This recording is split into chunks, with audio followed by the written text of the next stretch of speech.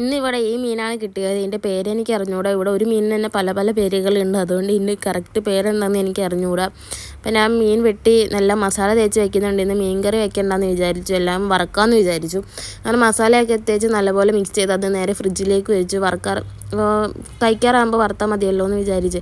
ഇവിടെ തോരനിന്ന് ബീട്രൂട്ടാണ്. അതും നല്ലപോലെ തോലൊക്കെ കളഞ്ഞ് നല്ലപോലെ ഗ്രേറ്റ് ചെയ്തെടുക്കുന്നുണ്ട്. അരിയാളം മടിയും കൊണ്ടാണ് ഗ്രേറ്റ് ചെയ്തെടുത്തത്. പിന്നെ ചട്ടിയൊക്കെ വെച്ച് അതിനകത്തേക്ക് കടുകൊക്കെ പൊട്ടിച്ച് ബീട്രൂട്ടും തേങ്ങയും ഉപ്പും കൂടെ ഒക്കെ ഇട്ട് നല്ലപോലെ മിക്സ് ചെയ്തെടുത്ത് അത് ഇനി മൂടി വെച്ചിരുന്ന അവിടെ അതിൻ്റെ കാര്യം നോക്കേണ്ട, അത് റെഡി ആയിക്കോളും. മോരുകറി വെക്കാമെന്ന് വിചാരിച്ച് തേങ്ങയും അതിനകത്തേക്ക് കുഞ്ഞുള്ളിയും 2 കള വെളുത്തുള്ളിയും കുറച്ച് ജീരകവും പച്ചമുളകും കൂടെ തൈരും കൂടെ വെച്ച് നല്ലപോലെ മിക്സിയിൽ അടിച്ചെടുത്തു. നല്ല കട്ടിയുള്ള തൈരായിരുന്നു. പിന്നെ അതിന് കടുകൊക്കെ പൊട്ടിച്ച് ഉള്ളിയൊക്കെ അരിഞ്ഞിട്ട് നല്ലപോലെ താളിച്ചെടുത്തപ്പോൾ മോരുകറി റെഡിയായി. പിന്നെ ഞാൻ ഇന്നലെ ഞണ്ട് റോസ്റ്റ് ഉണ്ടാക്കിയായിരുന്നു. അപ്പോൾ അതിൻ്റെ ബാലൻസ് ഇരിപ്പുണ്ടായിരുന്നു. അപ്പോൾ അത് ചൂടാക്കാമെന്ന് വിചാരിച്ച് അതും ചൂടാക്കി എടുത്തു. അപ്പോൾ അത്രേ ഉള്ളൂ. ബായ്.